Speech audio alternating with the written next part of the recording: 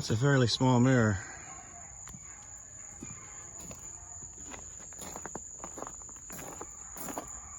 And this side has no mirror.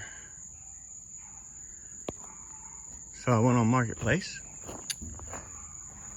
and scored these.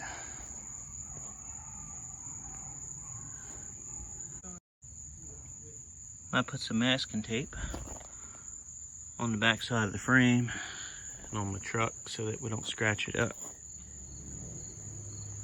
Getting it mocked up so we can figure out exactly where on the door it needs to be placed. Getting a helping hand.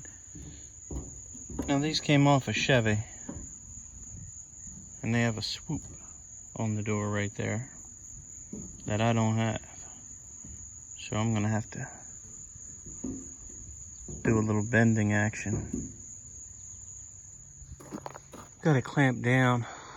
Planning on making a couple relief cuts, heating it up with the torch, bending it, and then stitching up the cuts.